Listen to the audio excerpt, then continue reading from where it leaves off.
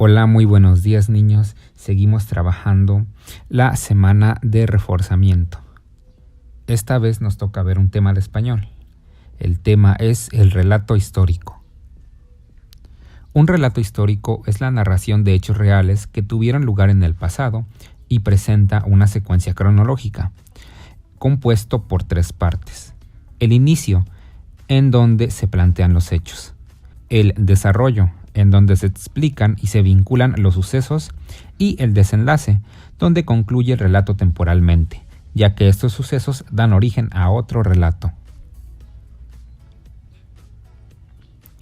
A su vez, el relato histórico es un texto expositivo que está escrito en tercera persona, con objetividad neutral, registro formal y gran cantidad de oraciones enunciativas y de tecnicismos científicos, según sea el tema a exponer, aunque cuidando que esto no lo haga confuso o ambiguo. Entonces, podemos concluir que el relato histórico es la narración de hechos reales o sucesos que acontecen en el pasado, siendo un texto de tipo expositivo que está escrito en tercera persona y utiliza el lenguaje formal, cuidando que no se haga confuso. Para entender mejor qué es un relato histórico, vamos a poner un ejemplo y posteriormente van a realizar una serie de actividades para entender mejor el tema. El texto que vamos a leer se llama El pensamiento social y político de Morelos.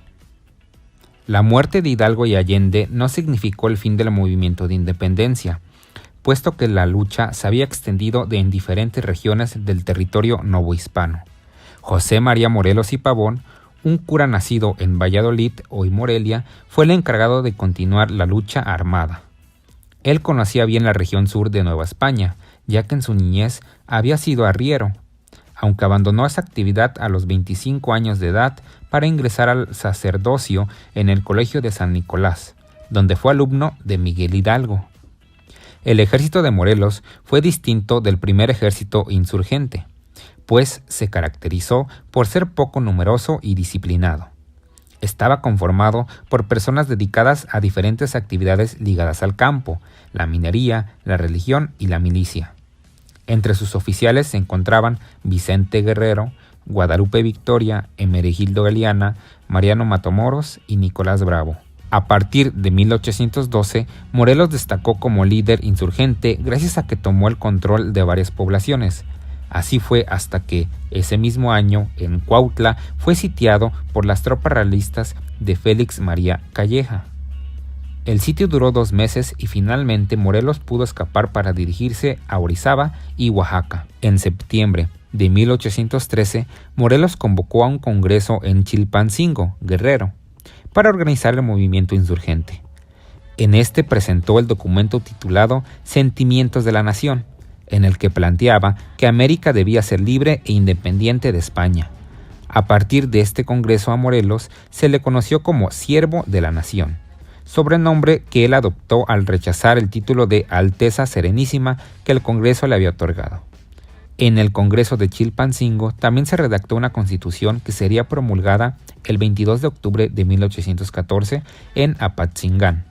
En ella se declaraba la libertad de América Mexicana, pero esta no entró en vigor porque la lucha contra los realistas continuaban, e incluso entre los propios insurgentes había diferencias.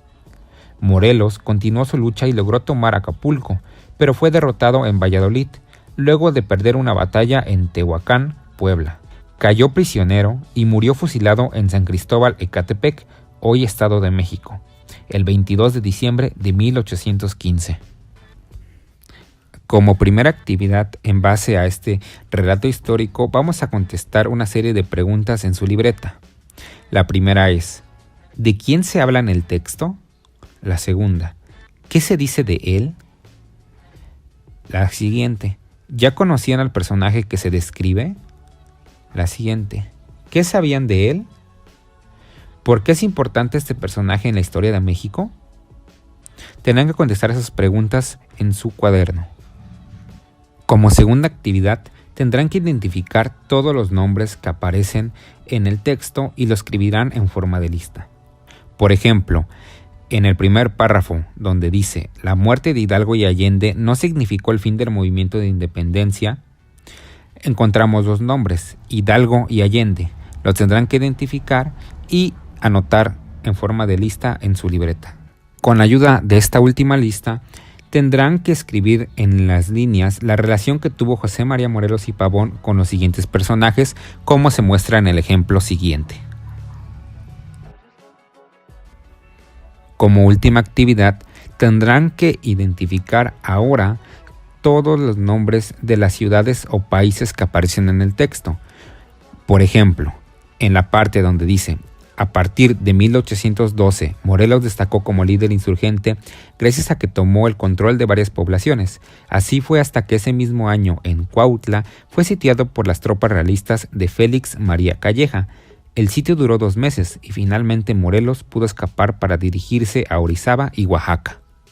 En el texto, como se muestra en el ejemplo, encontramos 3 nombres de ciudades o estados, en este caso de la República Mexicana. Tendrán que identificar todos los nombres de ciudades, estados o países que aparecen en el texto y los anotarán igualmente en forma de lista. Con el apoyo de su lista elegirán 5 lugares y describirán lo que pasó de acuerdo al texto, como se muestra en el ejemplo.